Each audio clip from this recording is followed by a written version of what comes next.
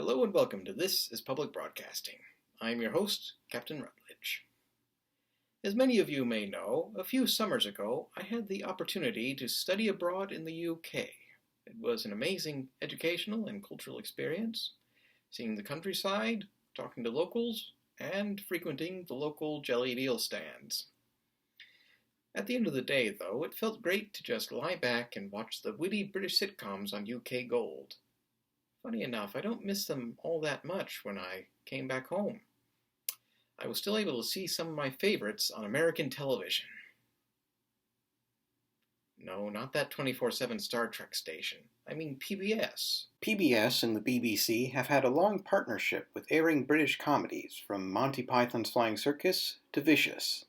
They all make pretty good viewing, but some stand out as being the hallmarks of television history.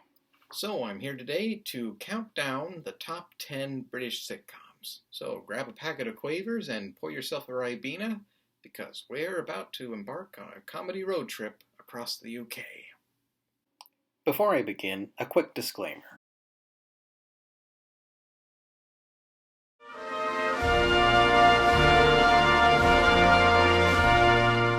Number 10.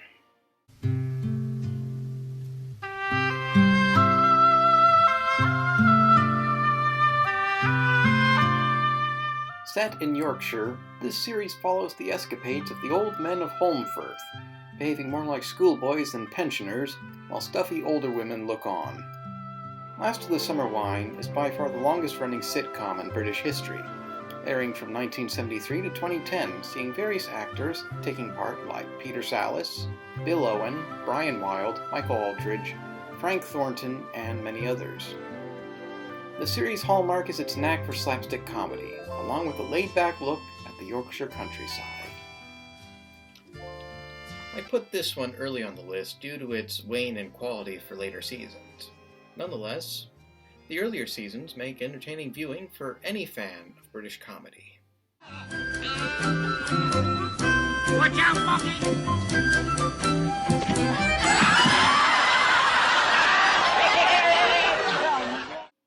Number 9.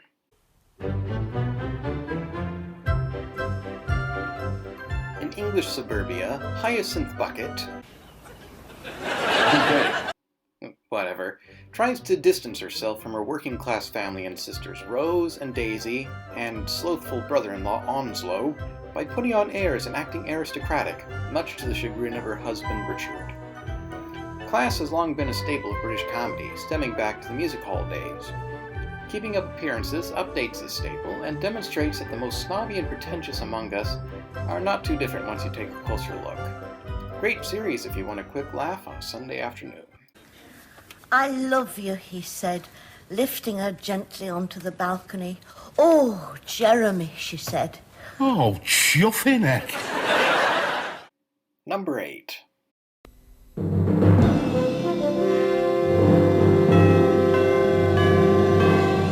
This series takes a peek into the Ministry of Administrative Affairs led by Jim Hacker, his permanent secretary Sir Humphrey Appleby, and the principal private secretary Bernard Woolley.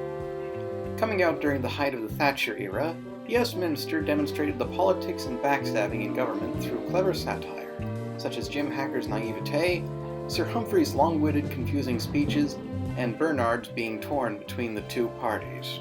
The satire in Yes Minister would go on to influence programs like The West Wing, The Thick of It, and Veep. True, it's not laugh-out-loud funny, but it sure is very clever. Well, and what happens at the moment if there is some vacant land in, say, Nottingham, and there are rival proposals for its use, a hospital, a college, or an airport?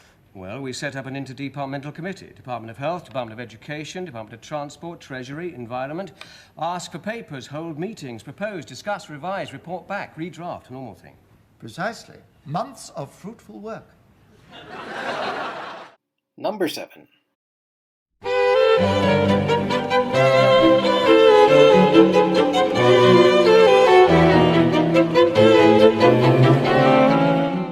Monty Python isn't on this list because it's more of sketch comedy rather than situation comedy. Instead, here's what John Cleese did after leaving Monty Python. Basil Fawlty and his wife Sybil run the Fawlty Towers Hotel in Torquay, staffed by the art student and chambermaid Polly and the bumbling Spanish waiter Manuel. Problems at the hotel get even bigger due to Basil's cheapness and rudeness, and the variety of guests staying at the hotel. The plot was based on a hotel that Cleese stayed at during filming of Monty Python, whose owner criticized guests and sometimes threatened physical violence. Although the series only ran for 2 seasons and received mixed reviews, nowadays it is a hallmark of British comedy, with plots escalating to catastrophe in a matter of minutes, and Basil's ways of sneaking out from trouble. If you haven't seen it, give it a watch. Just look out for the moose's head. How are you, sir? I can speak English. Number 6.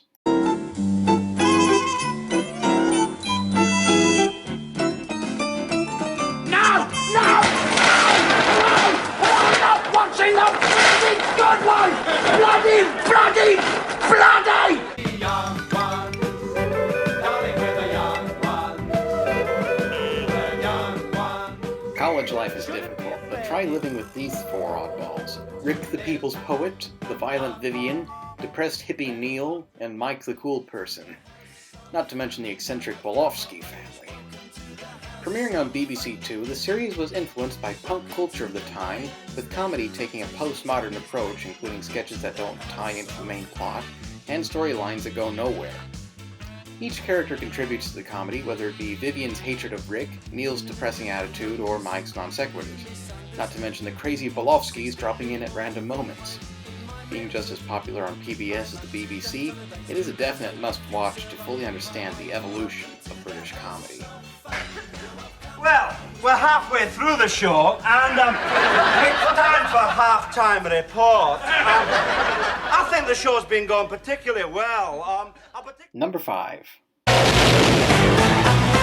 Bunkmate and the Cat, a descendant of Lister's pet cat. They are joined by the mechanoid Crichton as they plot a journey back to Earth and encounter strange planets and monsters. Just like the Young Ones, the comedy is based on dysfunctional relationships, but placed in a restricted sci-fi setting. Dwarf is possibly one of the most popular British sitcoms on American public television. In fact, several episodes of the series aired on PBS stations before they appeared on the BBC. On the whole, even if you don't like sci-fi, it's still an entertaining watch. Give it a view today, or Crichton will call you a smeghead. A smee. A smee. Number 4.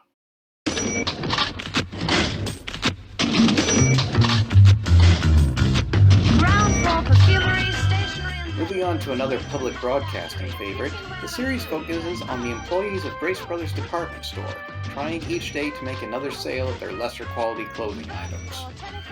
The series was well known for its pushing the envelope for risque gags and innuendos, especially those involving Mrs. Slocum. Mr. Humphreys, leave my pussy alone! Probably the best character in the series is Mr. Humphreys, with his witty dialogues and campy personality.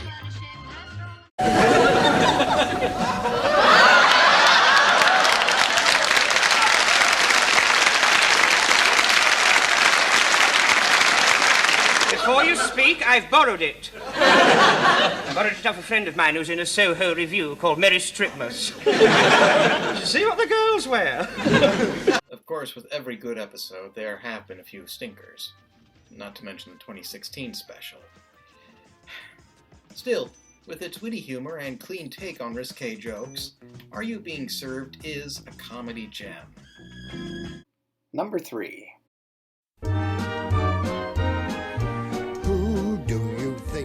Set during the Second World War, the men of Wilmington-on-Sea join up for the Home Guard, led by bank manager Captain Mannering and his chief clerk Sergeant Wilson, with ex-soldier Lance Corporal Jones, young bank clerk Private Pike, former sailor and undertaker Private Fraser, black market dealer Private Walker, and soft-spoken Private Godfrey.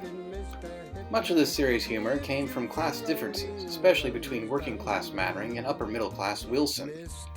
Furthermore, every character is memorable, and many of their catchphrases have now become part of the British lexicon. You stupid bull. Don't panic! Don't panic! doomed. The sad thing is that 3 of the series' 80 episodes are missing due to BBC's policy of wiping tapes for future use. Someday these lost episodes will be recovered, but until then, there are loads of fun and enjoyment from a true British comedy gem. Excuse me, sir, don't you think it might be a nice idea if we were to pay our tribute to them? For once, Wilson, I agree with you. To Britain's Home Guard. To Britain's Home Guard.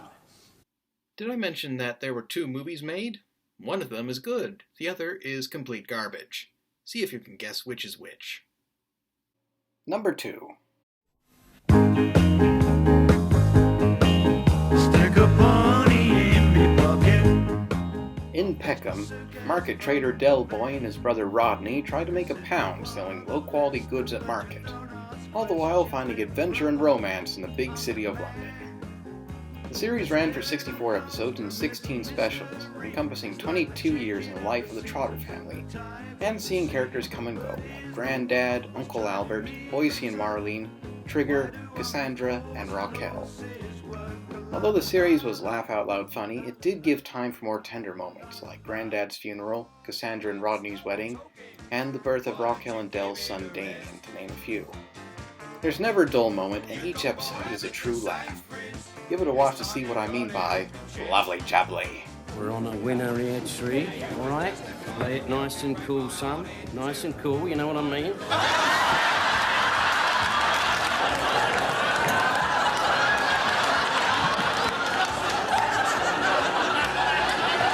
Drink up, Trig. Drink up, we're leaving. Number 1.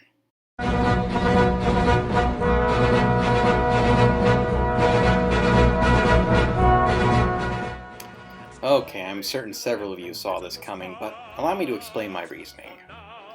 In a flyby of British history, we see members of the Blackadder dynasty try to achieve riches and fame alongside their servants, the Baldricks, and other characters like Percy, Darling, George, and Melchett. The first series was hit and miss, but after Ben Elton joined the writing team, both the comedy and storylines improved, adding more wit and self-deprecation to round out a truly memorable series. Other shows try to fit the mold of British comedy, but Blackadder wholeheartedly defines the medium.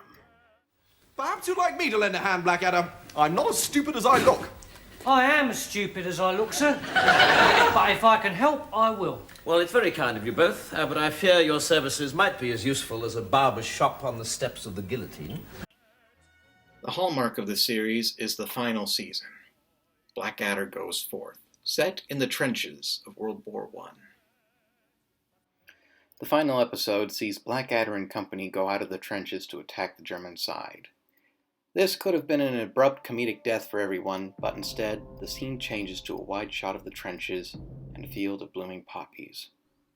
A touching end to an otherwise laugh-out-loud comedy. Well, those are my top 10 picks.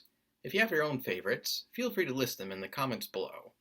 Thanks for watching, and don't forget to support your local PBS stations to bring more programs like these to our shores. For This Is Public Broadcasting, I'm Captain Rutlidge. Good day. A dog